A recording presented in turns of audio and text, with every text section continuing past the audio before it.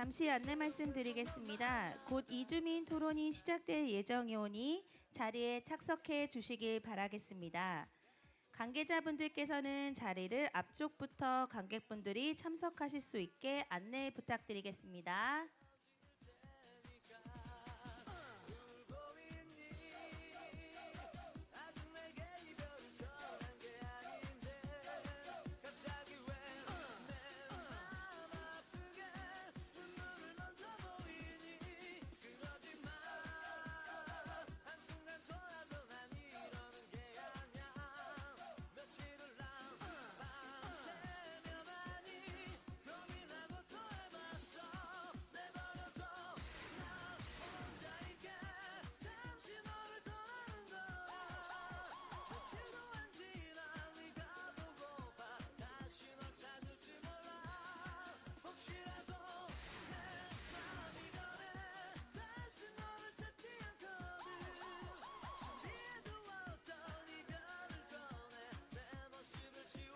모두 자리에 착석해 주시기 바라겠습니다. 자, 오늘의 주인공들 힘찬 박수와 함께 맞이해 주세요. 그리고 모두의 목소리가 들릴 수 있게 도와주실 포천시 수어통역센터 윤주희, 유신영 수어통역사님께도 뜨거운 박수 부탁드리겠습니다. 오늘의 사회자 윤성집 사회자님께 마이크를 넘겨드리도록 하겠습니다.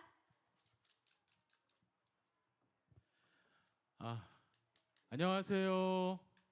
네, 안녕하세요. 네네네. 매년 나오게 되네요. 네, 반갑습니다. 네. 그 얘기 잘 들어주실 거죠? 네. 일단 저는 포천 나눔의 집 이주민 지원센터에서 일하고 있는 윤성집이라고 합니다. 반갑습니다. 네. 그리고 이렇게 한 분씩 개인 소개 이렇게 간단하게 먼저 좀 해주시죠. 네, 여기 네. 순서대로. 네. 편하게 하세요. 안녕하세요. 서강대학교 경영학과에 재학 중인 리산이라고 합니다. 네, 안녕하세요. 성공의 용산 나눔의 집에서 이주인권 활동하고 있는 강다영 활동가입니다. 반갑습니다. 안녕하세요. 고려대학교 사회학과에 재학 중인 이완이라고 합니다. 반갑습니다.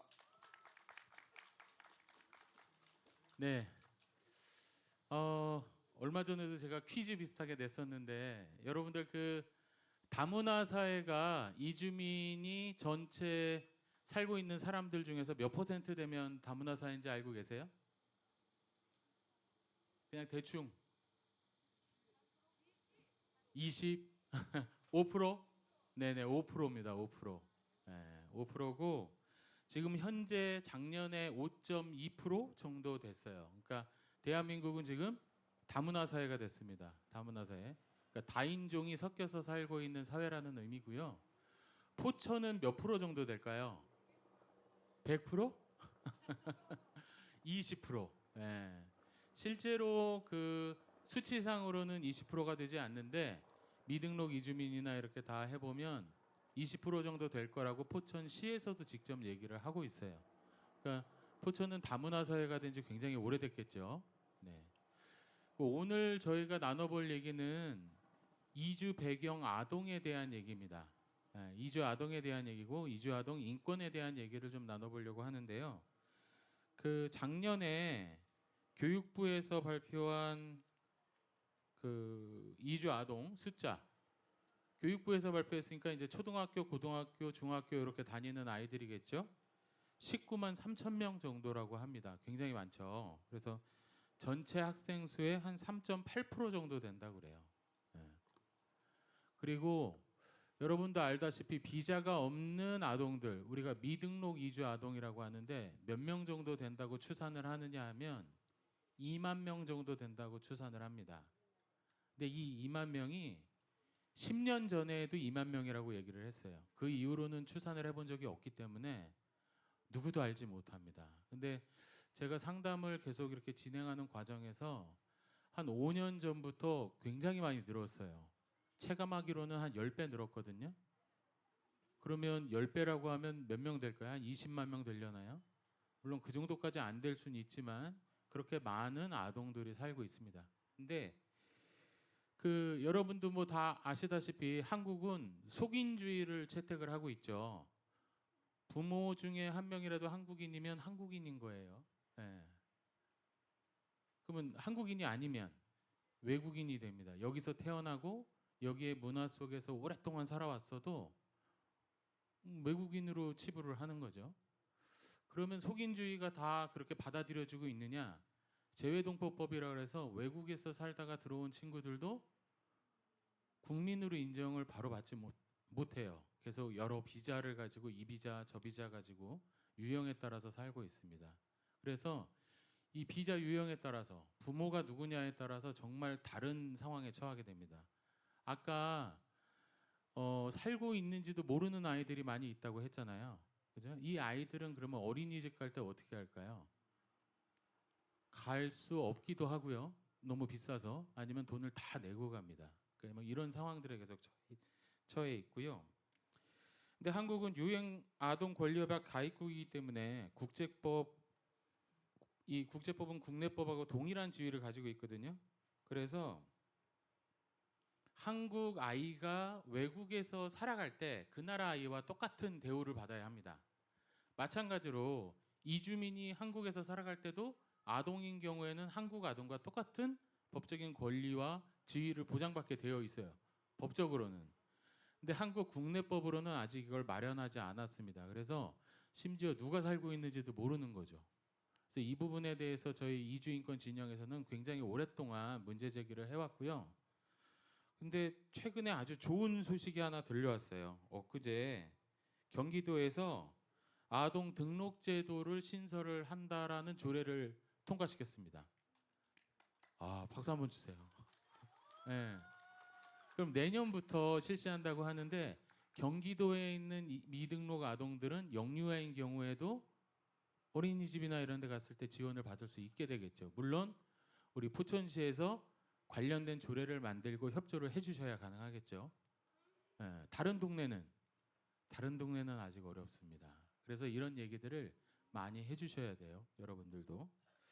제가 좀 얘기가 좀 길어진 것 같긴 한데요.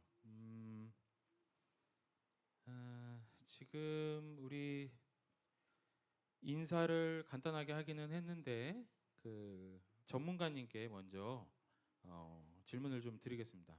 일단 미등록 이주민 지원을 위한 활동을 많이 하고 계시고 이주 인권을 위한 여러 가지 뭐 협회라든가 연대 활동도 많이 하고 계시는 걸로 알고 있거든요. 그래서 주로 어떤 활동을 하고 계시는지, 그리고 또 그 중에서 이주 배경 아동과 관련한 활동에는 어떤 것들이 있는지 좀 한번 본인 얘기를 이렇게 좀 해주시면 감사하겠습니다. 네. 소개받은 강다영 활동가입니다. 저희 성공의 용산 나눔의 집에서는 한국 사회의 유의미한 인구학적 통계조차 부재한 이제 대표적인 사회적 소수자 두 그룹이 있는데요.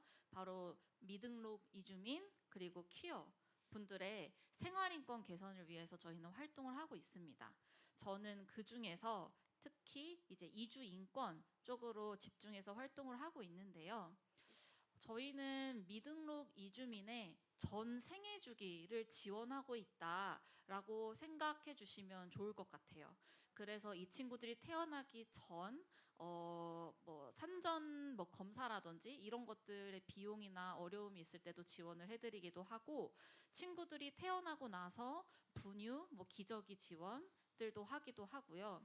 그리고 또 이제는 학교장 재량으로 미등록 이주 아동도 학교에 입학을 하는 게 좀 수월해졌지만 몇 년 전까지만 해도 그렇지 않았었어요. 그래서 이제 저희 센터에서 또 학교에 직접 찾아가서 친구들의 취학을 돕기도 했었습니다. 그리고 이제 이 친구들이 벌써 지금 여기 옆에 있는 친구들 대학을 다니고 있는데요. 저희 용산 나눔의 집과도 오랫동안 동행한 친구들이 이미 이제 20년이 지나서 대학교를 또 들어갔어요. 근데 이제 고등학교를 졸업하고 대학교 들어가는 것도 참 쉽지가 않더라고요. 그러니까 어떻게 보면은 용산 나눔의 집은 좀 이주민 식구들과 계속 동행을 하면서 일상에서 마주하는 그런 차별과 어려움들을 좀 같이 좀 깨고 부수고 좀 나아가려고 하는 그런 활동을 한다라고 생각해 주시면 감사하겠습니다.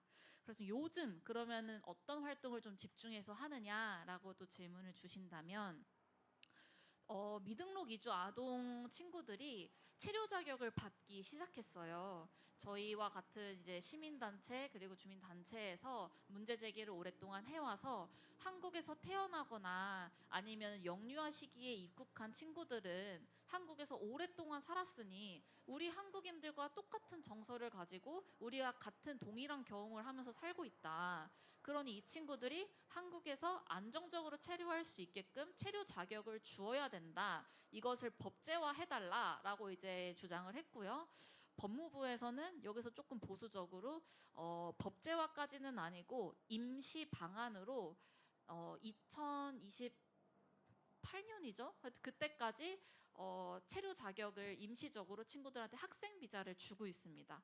그러다 보니까 미등록 이주 아동 친구들이 체류 자격을 받게 되었고 저희 용산 나눔의 집도 그 친구들과 동행을 하면서 자연스럽게 미등록 이주 아동뿐만 아니라 좀 전반적인 체류 자격을 가지고 있는 외국 국적의 이주 배경 어린이 청소년, 후기 청소년들이 안정적으로 잘 살아갈 수 있게끔 지원하는 동행하는 활동을 하고 있습니다. 네, 감사합니다. 그 2021년에 미등록 이주 아동에 대한 그 비자를 주는 정책이 시작이 됐어요. 근데 여러분들 사실 그 정책이 올해 3월이면은 종료될 정책이었습니다.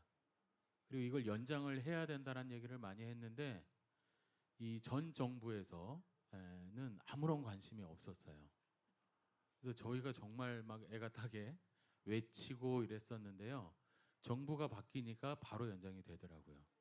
그래서 되게 그 환영하는 조치이고 일단 저희 지금 친구들도 그런 상황을 통해서 지금 유학생의 신분을 얻고 있는데요.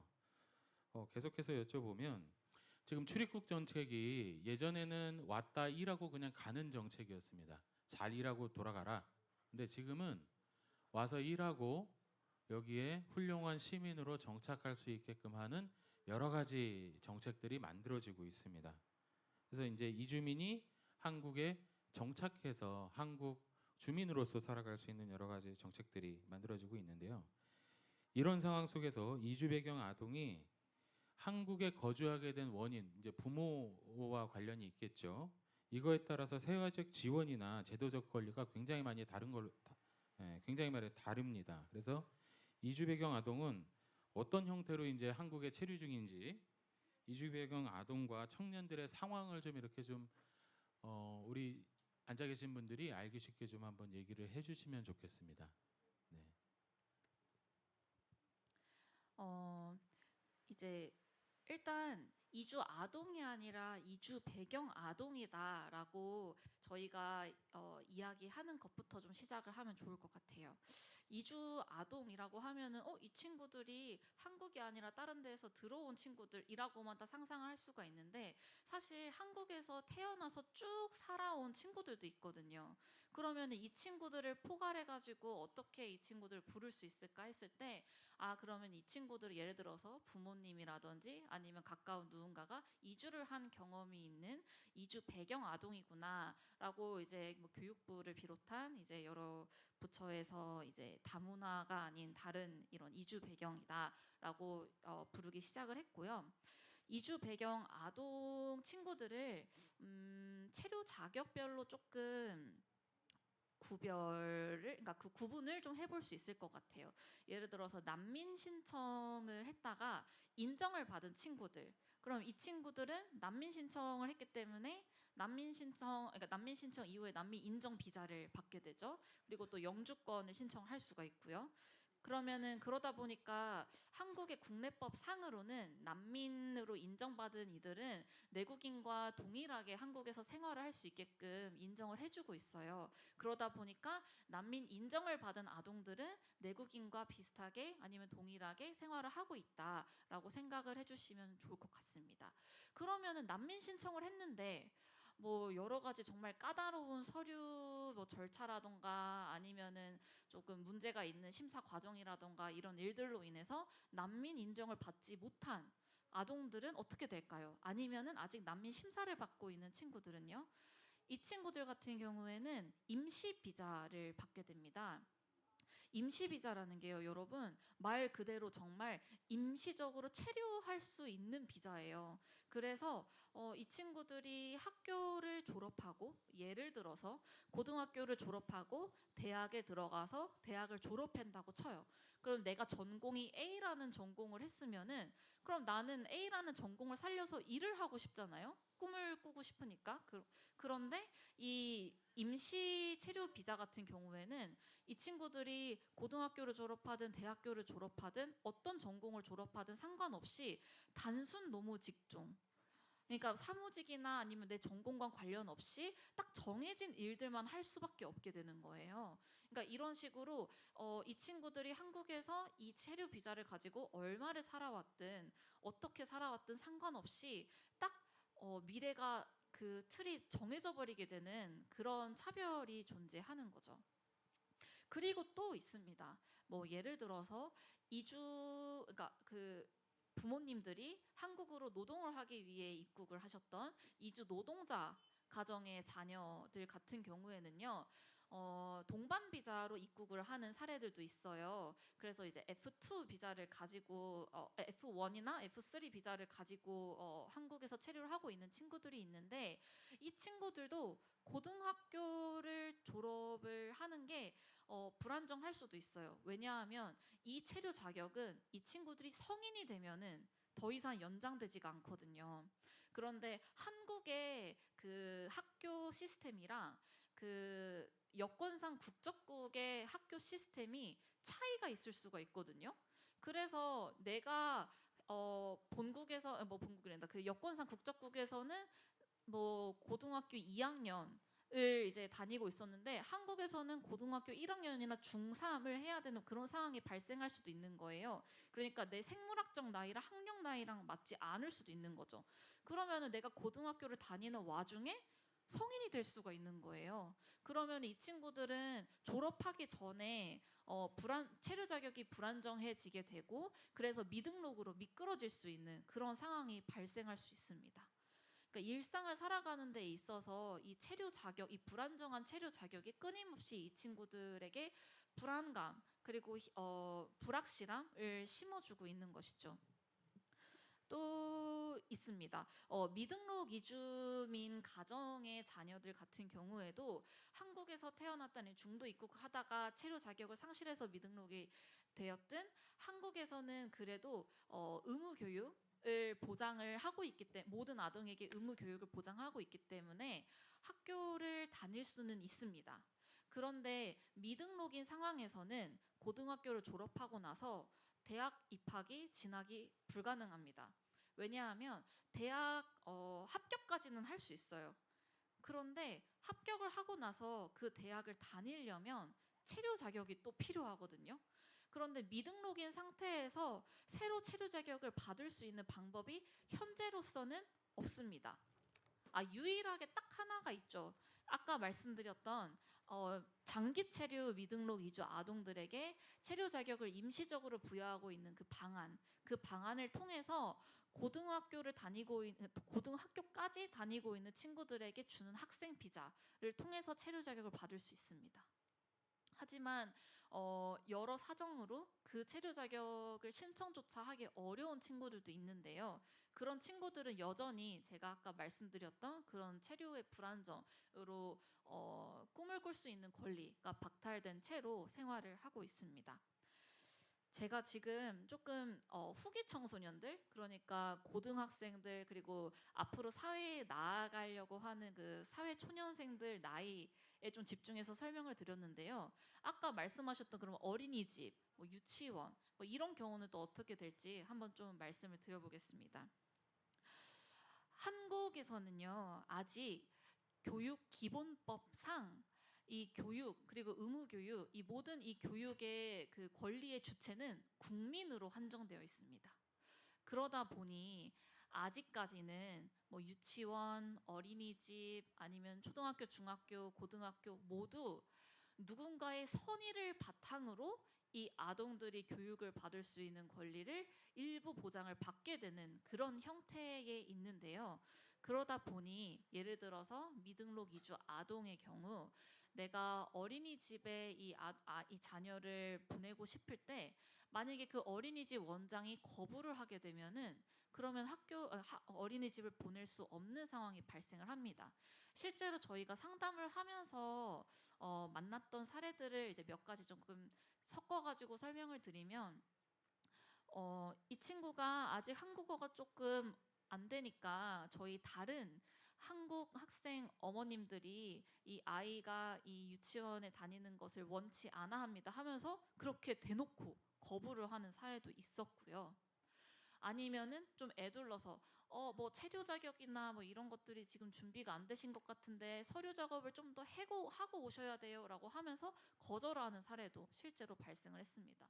이런 식으로 이주 아동들이 한국에서 일상생활을 쭉 생활을 하면서 계속해서 거부와 배제를 경험을 하고 있다라고 말씀드릴 수 있을 것 같습니다.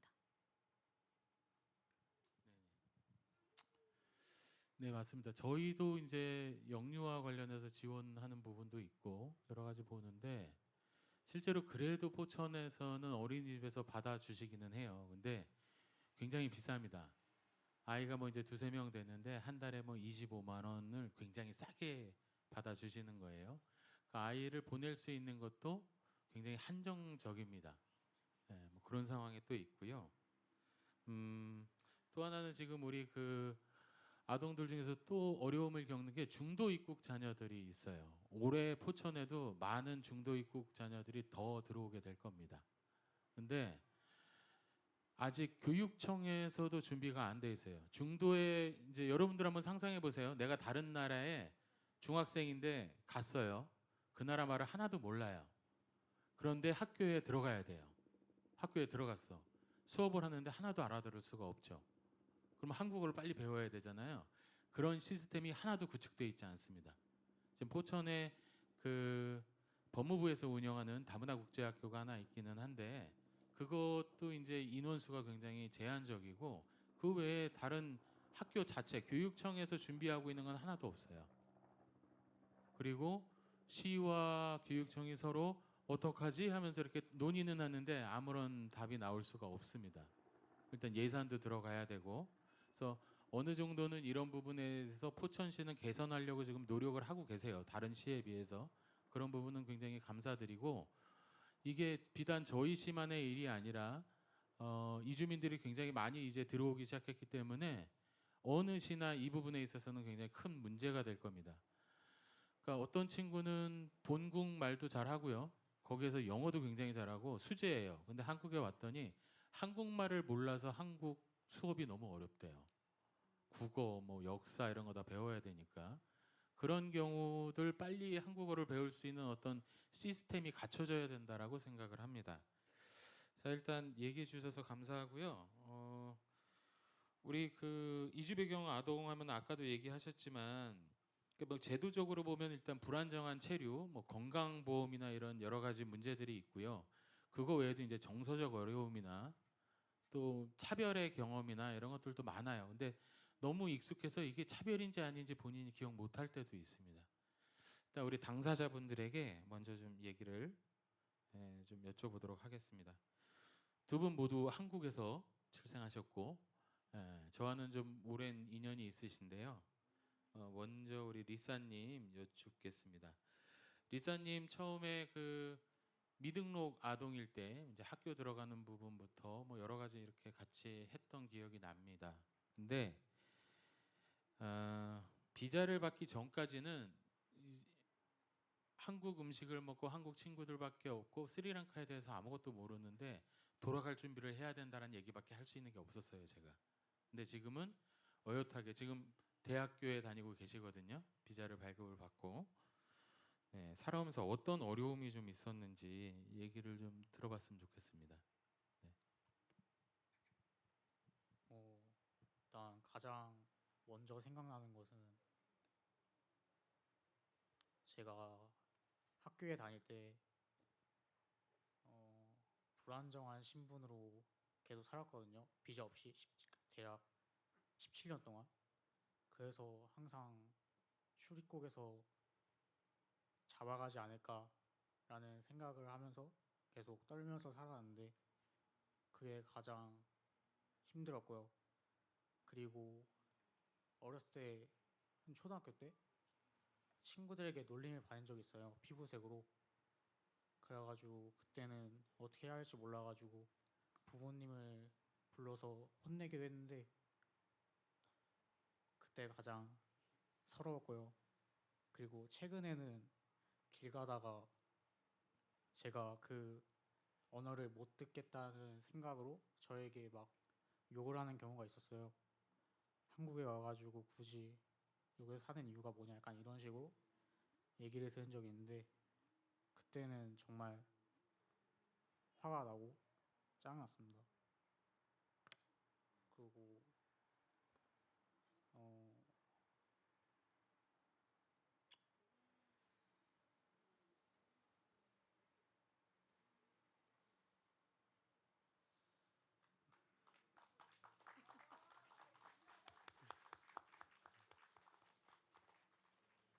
어, 그 예전에 부모님이 한번 단속이 되신 적이 있으시거든요. 그때 당시에는 제가 쌍둥이 동생이 있어요. 둘이 울면서 부모님을 잡던 기억이 있는데 근데 결국에 윤성집 쌤이 도와주셔서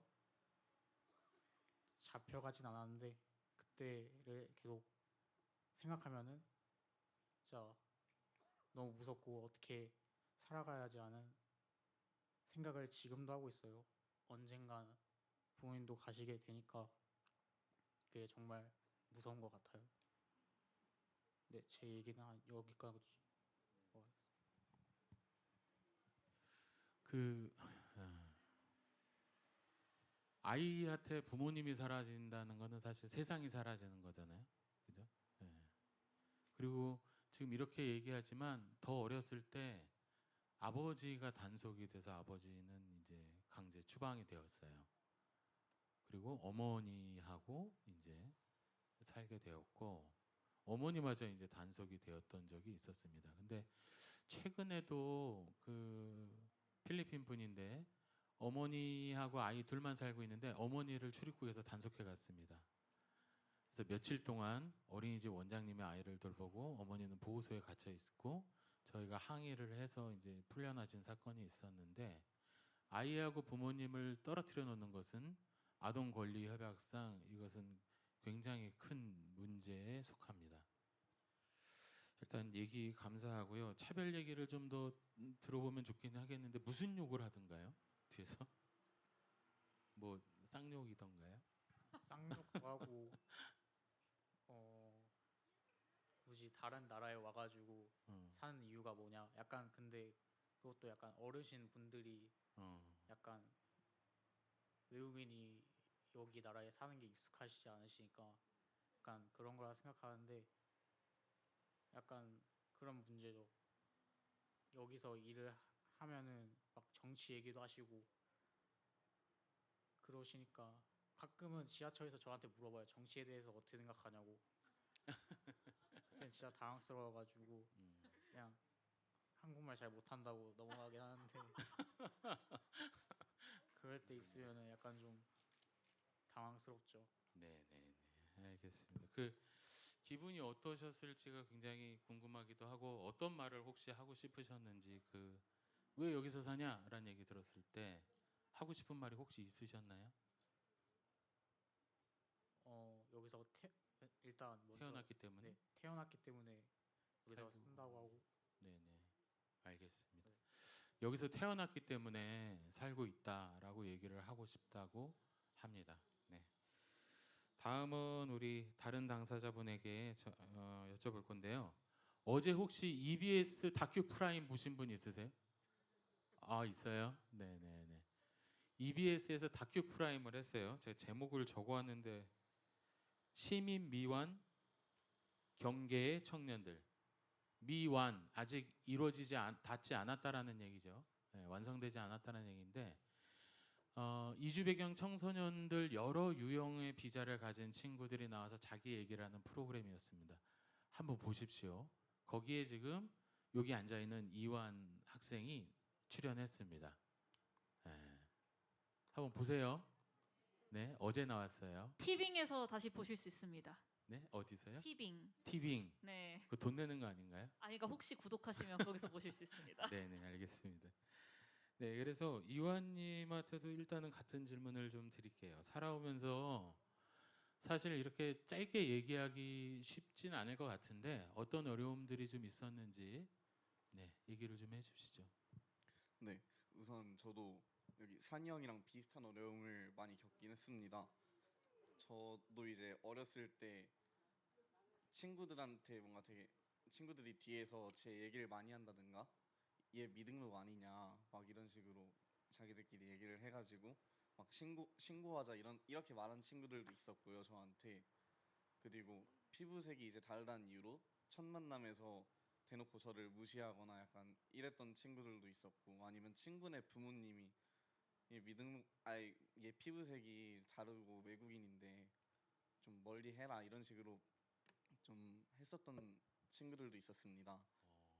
그래서 초등학생 때 그렇게 놀림을 많이 받으면서 자랐던 기억도 있고, 그리고 한 번은 저희 집에 평소하고 똑같이 되게 평화롭게 가족들끼리 웃으면서 친구들이랑 이렇게 놀면서 밥 먹고 있었는데 스타렉스 2대가 저희 집 앞으로 오는 거예요.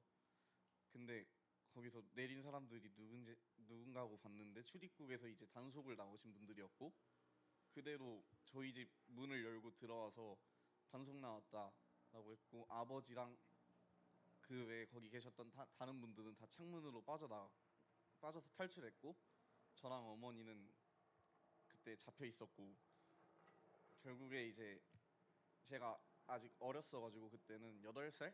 7살 정도밖에 안 됐을 때여가지고 좀 저랑 어머니는 어떻게 풀어주셨는데, 가다가 저희 고모부는 결국에 그때 단속을 당해가지고 본국으로 돌아가게 됐고, 약간 그러한 경험들이 2-3번 있었어가지고 어렸을 때부터 되게 한국에서 지내는 게 나는 한국이 좋은데 뭔가 여기서 이렇게 지내면서 불안 속에 살아야 되는구나라는 생각이 들었어가지고 한국에서 지내는 게 뭔가 가시방석에 앉아 있는 그런 느낌이었고, 그리고 뭔가 저도 이제 이대로 나중에 20살이 되면은 강제 추방을 당하거나 아니면은 여기서 미등록으로 이제 어디에도 소속이 돼 있지 않는 상태로 일을 하면서 살아가야 되나라는 약간 그런 불안한 마음도 있었습니다. 제가 최근까지 제가 이제 여기서 체류 자격이 생기기 전까지는 스리랑카에도 시민권이 없었거든요. 그래가지고 저는 스리랑카에도 소속이 돼 있지 않았고 한국에도 뭔가 등록이 돼 있지 않았고 어디에도 뭔가 그렇게 등록이 안 돼 있는 유령 같은 존재였거든요.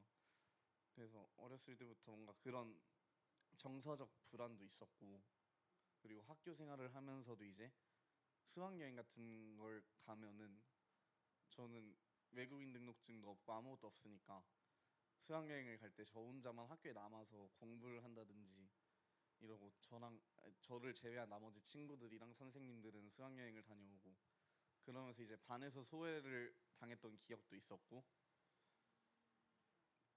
그리고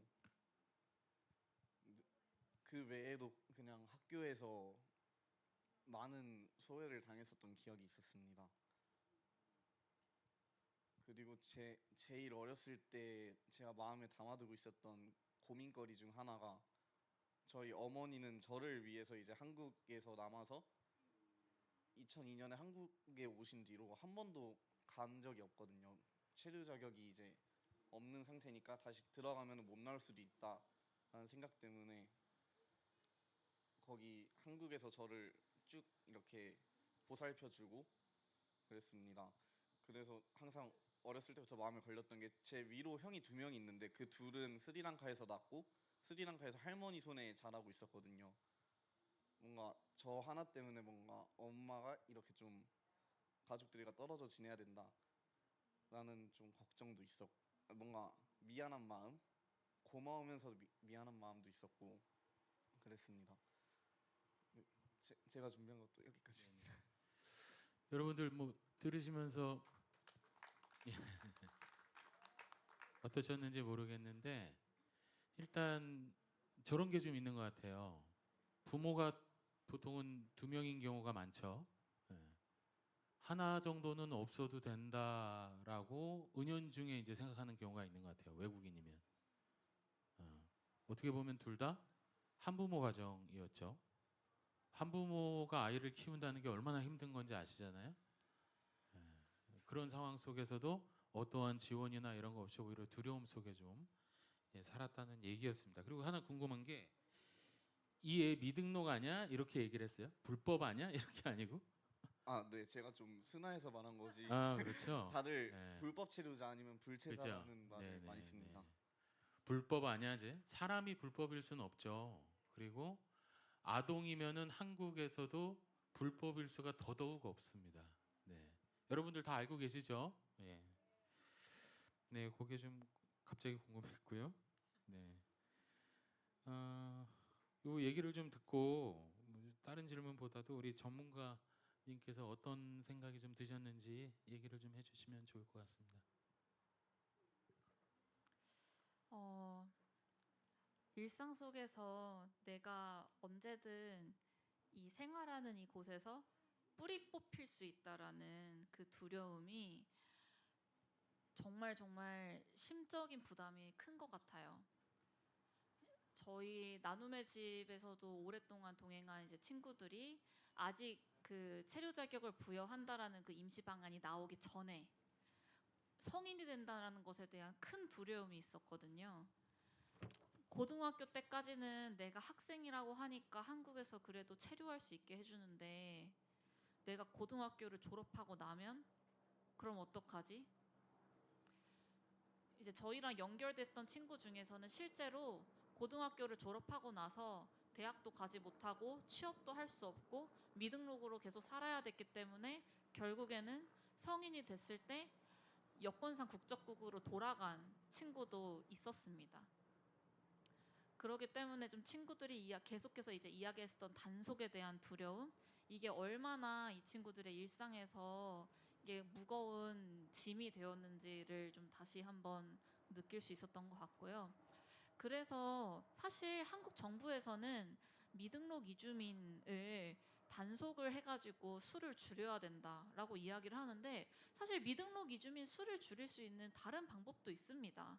바로 한국에서 살고 있는 이미 한국 사회의 구성원이 된 우리 미등록 이주민 식구들에게 체류 자격을 부여하는 방안인데요.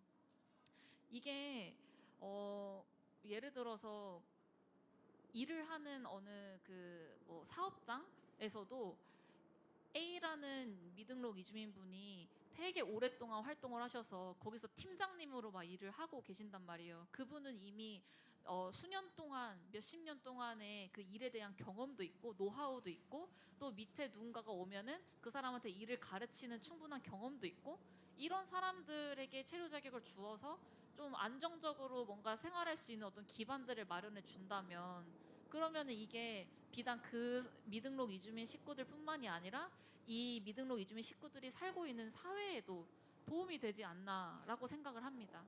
그래서 좀 한국 정부가 계속해서 정부 집중 합동 단속이라는 명목 하에 여러 부처가 미등록 이주민분들 단속을 하고 있는데요. 좀 단속을 제발 좀 멈추고 체류 자격을 부여하는 방안으로 좀 정책을 실현했으면 좋겠습니다.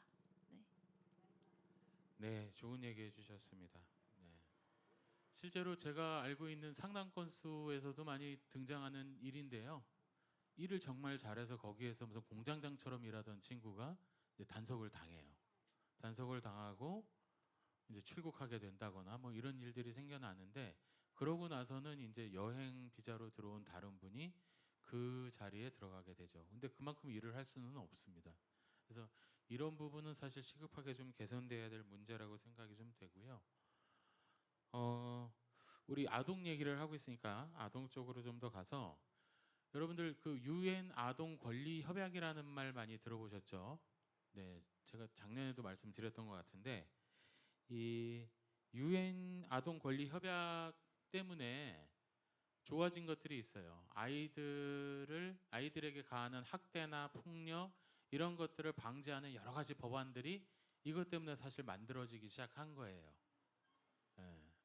우리도 가입국으로서 그런 역할을 해야 되기 때문에. 근데 안 하고 있는 게 하나 있어요.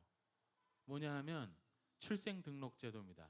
그걸 이번에 경기도가 공적 확인 제도라는 좀 다른 이름을 통해서 하면서 정부에 이걸 계속 할 수 있도록 얘기하겠다라고 한 그 제도인데요. 근데 어쨌든 유엔 권리 협약의 그 주요 내용이 좀 어떤 게 있는지 좀 알려주시고 정말 잘 안 지켜지는 것들이 어떤 게 있는지 좀 얘기를 좀 해주시면 감사하겠습니다. 너무 말씀을 잘해주셨어요. 이 출생등록제도 이게 유엔 아동권리협약 그 위원회가 또 따로 있습니다. 그래서 한국처럼 이 협약에 가입한 가입국들을 심의를 해요. 그래서 이 협약을 잘 지키고 있나 아닌가 이렇게 심의를 하는 그런 과정이 있는데 그 과정에서 계속해서 지적되는 부분이 바로 이 출생등록제도의 부재입니다. 아까 이완 친구가 또 이야기를 하기도 했었는데 한국 사회에도 등록이 되지 않고 또 부모님의 국적국에도 등록이 되지 않았었던 그런 상황이었던 거죠. 그러면은 이런 식으로 그 어느 나라에도 등록이 되지 않은 친구들의 존재를 그 누가 확인을 하고 이 친구들의 권리를 어떻게 보장할 수 있을까요? 출생등록 제도는 모든 아동 권리의 시작점이다라고 볼 수 있는데 아직 한국 정부는 계속해서 똑같이 말을 하는 게 뭐냐면요. 자기 우리나라는 아까 말씀대로 속인주의 국가이기 때문에 속지주의 국가처럼 그런 식으로 보편적 출생제도를 도입하는 게 어렵다. 뭐 이런 식으로 이야기를 하고 그리고 최대한 뭐 부모의 그러니까 부모의 그 국적이 확인되지 않는 그런 아동의 경우에는 무국적 아동의 경우 등록을 할 수 있는 시스템이 있기 때문에 문제가 없다 이렇게 이야기를 하고 있습니다. 그런데 거짓말이죠. 여기 지금 이완 친구도 마찬가지였고 또 난민분들 같은 경우에도 내가 아무리 부모님이 국적을 가지고 있다고 해도 그 해당 국적의 대사관에 가서 자식의 출생 등록을 하실 수가 없겠죠. 이런 식으로 여러 문제들이 있기 때문에 출생 등록 제도가 반드시 빨리 좀 중앙 정부에서 좀 다뤄줘야 되는 문제라고 생각이 됩니다. 그리고 아동 권리 협약에 대해서도 말씀을 주셨는데요. 그 아동 권리 협약의 가장 중요한 부분은 그겁니다. 아동 최상의 이익. 그러니까 그 어떤 법이나 아니면은 뭐 제도 이런 것들을 기획하고 실행을 할 때 그 무엇보다도 아동의 권리 그리고 아동의 그 이익이 가장 먼저 고려가 돼야 된다는 부분입니다. 그런데 이 부분이 많이 사실상 놓쳐지고 있어요. 한국에서는 계속해서 뭐 헌법 같은 경우에도 주체가 국민이고 또 헌법이 아닌 여러 뭐 기본법에서도 권리의 주체가 국민으로 아직까지 한정되어 있기 때문에 뭔가 비시민과 시민의 차별을 계속해서 두고 있는 현실입니다. 그런데 이게 그러면 바뀌지 않는 어떤 그런 불멸의 어떤 것일까요? 하면 아닙니다. 장애인 차별금지법 관련해서도 그 기본법의 그 법상의 권리 주체를 보면은 내국인이라고 적혀 있지 않고 그냥 모든 장애인이라고 적혀 있습니다. 그런 식으로 교육기본법을 비롯한 여러 법들, 그런 법들이 권리의 주체가 꼭 국민으로 한정되지 않고 국내에서 체류하고 있는 이들로 바뀔 수 있는 여지가 분명히 있다라는 것이죠. 그러니까 우리 대한민국, 한국이 유엔 아동 권리 협약에 비준하고 있는 가입국인 만큼 좀 이 부분을 고려를 해서 여러 법과 제도들을 좀 아이들의 권리를 보장받을 수 있는 방향으로 좀 개선되기를 촉구를 해야겠죠 저희가. 네. 작년에도 한번 말씀드렸던 것 같은데 저희 헌법에 모든 국민은 이렇게 되어 있죠. 네. 근데 원래 헌법을 만들 때 헌법학자들이 만든 초안에는 모든 인민은 이렇게 되어 있었다고 합니다. 인민이 뭐죠? 사람을 얘기하는 거죠. 근데 북에서 인민공화국이란 말을 쓰니까 우린 인민 쓰지 마 해서 국민을 쓰게 된 거예요. 그때는 이주민이 별로 없었기 때문에 국민이라고 써도 모든 사람을 가름할 수가 있었어요. 근데 지금은 아니죠. 그래서 사실은 헌법이 바뀌어야 됩니다. 이런 사실도 하나 깨알같이 말씀드리고요. 또 하나 그 출생등록제도가 문재인 정부 말기에 만들겠다고 했었어요. 법무부 장관이 나와서. 근데 그 다음 정부에서 싹 사라지고 이번 정부에서도 그걸 만들어야 되지 않냐 했는데 아직까지 아무 말이 없습니다. 아마 내년 선거가 지나면 그때서나 좀 얘기를 할까요? 그래 줬으면 하는 바람이 있는데 어쨌건 그렇습니다. 네. 자, 시간이 많지 않아서 우리 당사자님들께 좀 더 여쭤볼게요. 리사님 지금 대학생이잖아요. 근데 2년마다 체류 자격을 갱신해야 된다 이렇게 얘기를 들었습니다. 그리고 굉장히 어려움이 많다고 얘기를 들었는데요. 관련해서 얘기를 좀 한번 해주시겠어요? 저희 대학교 유학 신분으로 지내면은 2년에 한 번씩 갱신해야 되거든요. 작년까지는 1년이었는데 이번에 바뀌어가지고 2년으로 바뀌겠는데 갱신을 할 때마다 저의 명의 통장으로 2천만 원 가량 돈을 보여줘야 돼요. 근데 그 돈을 모으려면은 되게 어려운데요. 그리고 그 부모님이 그 성년이 되고 본국으로 돌아가야 되는데요. 이걸 제가 혼자 마련하기에는 좀 힘든데 근데 유학생 신분으로 알바를 하면은 일주일에 20시간, 그래서 총 한 달에 최저시급으로 많이 벌어도 80만 원 정도밖에 못 버는데 일단 등록금이랑 월세랑 생활비를 하더라도 돈이 마이너스가 돼요.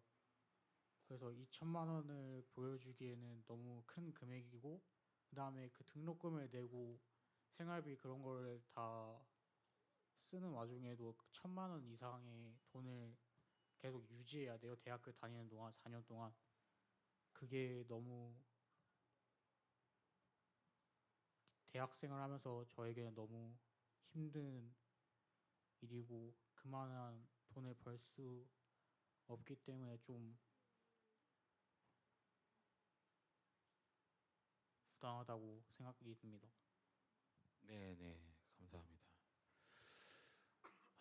지금 대학생들 중에서 이렇게 대학생을 두고 있는 부모님들이나 학생, 저 어렸을 때는 뭐 가능했던 것 같기도 한데 학생이 돈 다 벌면서 학비, 생활비 뭐 이런 거 다 할 수 있나요? 그거 외에 2천만 원을 더 저금을 해놔야 됩니다. 이게 굉장히 어려운 일이죠. 그리고 심지어 부모님이랑 같이 살지도 못합니다. 이제 부모님 돌아가셔야 돼요. 이런 상황 속에 지금 있습니다. 그리고 또 하나, 여기서 태어났잖아요. 유학을 온 적이 없어요. 근데 이제 유학생이라고 얘기를 합니다. 그래서 우리 이완님 그 지금 유학생 신분으로 학교 다니고 있는데 그 한국에서 나고 자란 자신이 유학생이라는 거에 대해서 어떻게 생각하시는지, 정체성에 대해서 좀 네. 고민이 있으실 것 같아요. 네. 네, 맞습니다. 저는 제가 유학생이라는 칭호를 달고 지내야 된다는 게 좀 불공정하다고 생각합니다. 저도 이제 한국에서 태어났고 제 친구들도 보면 다 한국인들이고 제가 더 스리랑카 언어랑 한국 언어 이렇게 두 개를 봤을 때 둘 중에 한국어를 더 잘하고, 그리고 저는 스리랑카에서 살라고 해도 절대 못 살거든요. 한국이 더 편하고 이미 한국화가 돼 있어가지고 근데 이제 이렇게 한국에 적응을 다 하고 한국에서 쭉 지내왔는데 유학생이라는 칭호를 저에게 이렇게 부여해준다는 그런 게 약간 좀 저는 불공정하다고 생각합니다.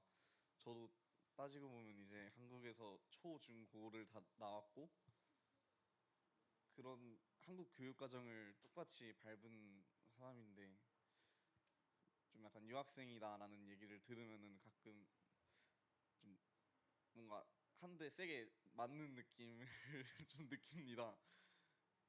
내가 왜 유학생이라는 소리를 들으면서 학교를 다녀야 되지? 그리고 학교 내에서도 유학생에 대한 차별이 어느 정도 존재하거든요. 유학생은 학교를 좀 더 쉽게 들어간다라는 것 때문에 이제 학교 학우들이 유학생을 안 좋게 봐요. 근데 하지만 유학생으로 지내면은 이제 한국 학생들보다 등록금을 더 많이 내야 되고, 그리고 학교 내에서 수강해야 되는 과목도 한국인 학생들보다 더 많거든요. 필수로 들어야 되는 게.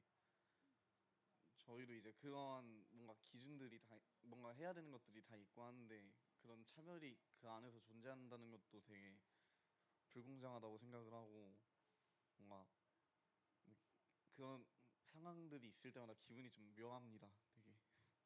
네. 어제 다큐 프라임 보니까 한국인들은 나를 이렇게 볼 것이고 스리랑카 사람들은 나를 이렇게 볼 것이다. 뭐 그런 얘기가 있던데 그거 한번 얘기해 주시죠. 네. 한국인들은 나를 보면 한국어 잘하는 외국인이라 생각할 거고, 스리랑카인들은 나를 보면 한국어 잘하는 외국인이라 볼 거다라고 제가 다큐 프라임에서 말했습니다. 네, 네. 그래서 이렇게 사실은 자기의 소속과 정체성에 대해서 굉장한 어려움들을 겪고 있고요. 지금은 이렇게 훌륭하게 크고 이 친구 지금 그 장래 희망이 사회복지예요. 좋은 일 하면서 살고 싶다. 이 친구는 사장님입니다. 돈 많이 벌어서 나는 많은 사람들 도와주고 싶다. 심지어 이 친구랑 쌍둥이인 친구는 자기는 사장이 돼서 돈 많이 벌면 200만 원씩 나누면 집에 후원해 주겠대. 네, 네. 난 그래서 그렇게 좋은 일을 하면서 살고 싶다라고 하는데 실제로 통계적으로 이주 배경 아동들이 한국에 갖고 있는 이미지는 굉장히 좋고요. 그리고 한국의 보탬이 되는 사람으로 살고 싶다라는 게 90몇 %인가? 뭐 그런 얘기도 들어본 것 같습니다. 네, 뭐 시간이 많이 안 남아서 지금 우리 그 강다영 전문가님께서도 비슷하게 이제 아까 얘기를 잠깐 해주셨는데 E7Y라고 바로 이제 일을 한 친구에 대해서 좀 지원을 해주신 예도 있다고 합니다. 두 분 당사자 얘기를 듣고 본인이 이제 상담 지원하신 사례 관련해서 이렇게 마무리로 좀 얘기를 좀 해주시죠. 네. 일단 친구들이 이제 미등록이었다가 지금 체류 자격을 받게 된 거잖아요. 이 친구들이 체류 자격 받을 때는 이제 유학생, 그때도 유학생 비자를 받게 됩니다. D4라는 그 고등학생까지 유학을 온 친구들한테 주는 비자를 주게 되고, 그리고 부모님한테는 지원이라고 아까 말씀드렸던 그 임시 비자를 주게 되는데요. 이게 문제가 자녀가 성인이 되면은 부모님이 출국을 해야 됩니다. 그러면은 이 친구들은 고등학교를 졸업을 하고 나서 선택지가 두 가지가 있는데요. 첫 번째로는 대학을 가든지, 두 번째로는 아까 말씀해 주셨던 E7Y라는 비자를 받아서 그 취업을 하든지, 이 두 방법이 있는데요. 대학 같은 경우에 아까 이완님이 얘기를 해주셨는데 내국인보다 학비가 비쌉니다. 내국인이 300만 원 내면은 유학생은 500만 원 내고요.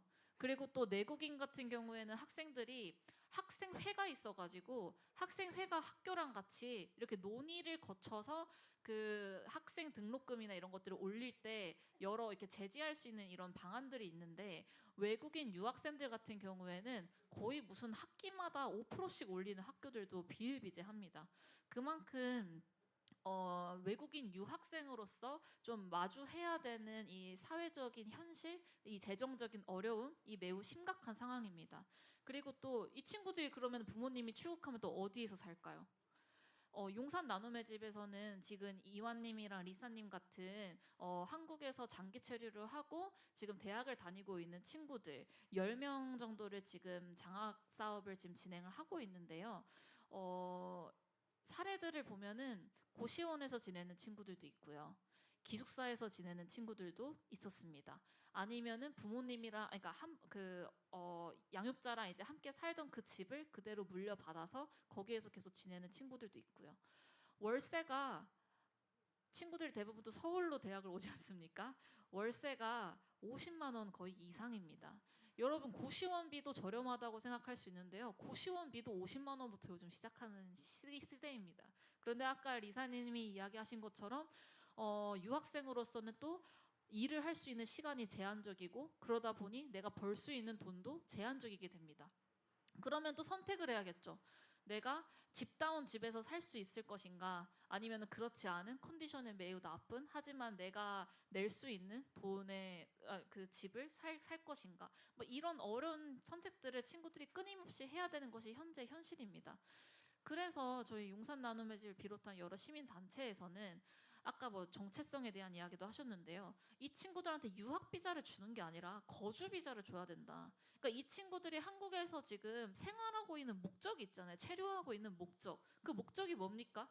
이 친구들이 한국에서 공부를 하기 위해 유학을 하러 온 게 목적이 아니지 않습니까? 한국에서 계속 태어났거나 아니면 한국에서 자라면서 한국에 좋아서 그냥 미래를 한국에서 꿈을 꾸는 게 자연스러운 그냥 그런 거고 친구들의 목적은 그러니까 한국에서 사는 것, 거주가 목적입니다. 그래서 이 친구들에게는 고등학교를 졸업하고 난 뒤에 거주를 목적으로 하는 F로 시작하는 비자를 줘야 된다. 저희는 그렇게 계속 이야기를 했는데요. 그런데 정부에서는 저희의 말을 듣고 이상하게 E7Y라는 비자를 만들었습니다. 뭐 이게 사람들이 생각할 때 E7Y 예전에는 이 친구들이 고등학교를 졸업하고 나선 취업할 수 있는 방법이 없었어요.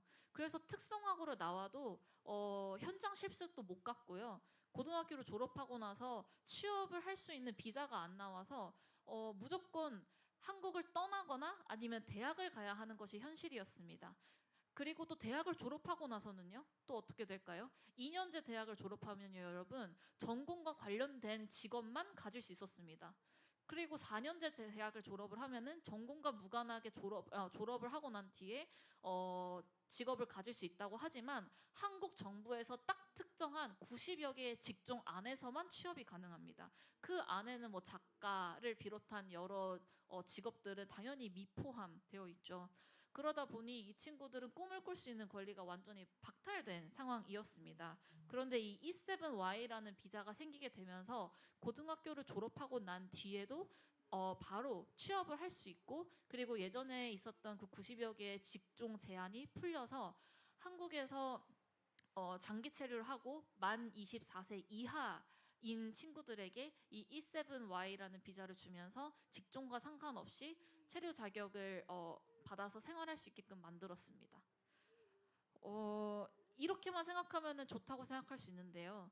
이게 과연 선택일까라고 하면 모르겠습니다. 왜냐하면 지금 이 친구들한테 선택지가 두 개잖아요. 하나는 대학을 가는 것, 아니면 다른 하나는 취업을 바로 하는 것. 그런데 지금 대학을 가는 것부터가 아까 2천만 원 잔고 뭐 증빙 이야기를 하셨는데 이게 대학을 들어가는 것이 문제가 아니라 대학을 입학하고 난 뒤에 그 체류를 하려면은 유학생 비자를 받아야 되잖아요. 이 유학생 비자를 받기 위해서 너네가 한국으로 유학을 하러 왔기 때문에 한국에서 생활을 할 수 있고 이 학비를 문제 없이 납부할 수 있는 재정 능력을 입증해라고 하면서 이 통장 잔고를 요구를 하는 거거든요. 그러니까 이 통장 잔고가 2천만 원 그리고 또 수도권이 아닌 경우에는 1,600만 원을 증빙을 해야 되는데 이거 할 수 있는 가정이 얼마나 있겠습니까? 지금 당장 저만 해도 2천만 원 통장, 뭐 1,600만 원 통장 잔고도 없는데 그게 가능한 미등록 저도 이자금이 없습니다. 네 얼마나 있을까 싶습니다. 그러니까 이게 문턱에서부터 이미 배제가 시작된 거예요. 그런 상황에서 이 친구들한테 거주 비자를 주는 게 아니라 취업을 해야지만 한국에서 살 수 있는 비자를 준다? 이건 저는 강요된 선택이라고 봅니다. 네, 그래서 이 친구들한테 고등학교를 졸업하고 나서 바로 취업을 해라라고 떠미는 것 같다라고도 생각을 합니다. 그래서 좀 이런 부조리한 현실이 바뀌어야 된다. 급하게 마무리 짓습니다. 네, 감사합니다. 네. 어떻게 보면 20시간만 일을 한다라는 것은 불법 노동으로 내모는 거예요. 여러분들 얼마 전에 미국에서 우리 한국 분들이 이렇게 수갑 찬 거 보셨죠? 다 쇠사슬 찬 거. 그게 실제로 포천 여기저기서 일어나고 있는 일들입니다. 네, 그거 기억해 주시고요. 지금 저희 시간이 다 돼서 이제 그만 마무리해야 될 것 같은데요. 마지막으로 하고 싶은 얘기가 있으시면 한 마디씩, 한 문장씩 얘기를 좀 해주실까요? 없으면 5글자? 하세요. 저는 저희에게도 많은 기회를 줬으면 좋겠다고 말하고 싶습니다. 감사합니다. 저는 그냥 함께 사는 사람으로 외국인이 아닌 함께 사는 사람으로 대했으면 좋겠습니다.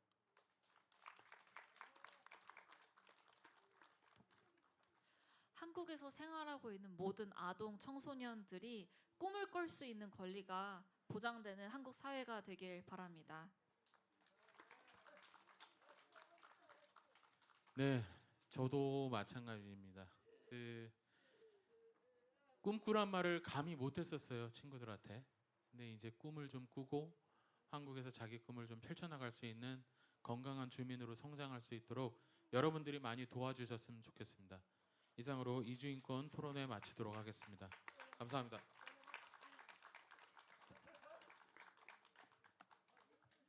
여러분, 오늘 토론 잘 들으셨나요? 오늘 이주아동 현 상황에 대해 깊이 있는 논의를 함께 해주신 모든 분들께 진심으로 감사드립니다. 함께 해주신 토론자분들께 다시 한번 큰 박수 부탁드리겠습니다. 감사합니다. 오늘 나눈 이야기들이 우리 사회의 변화를 만드는 작은 씨앗이기 되길 바랍니다. 10분 쉬는 시간을 가지겠습니다.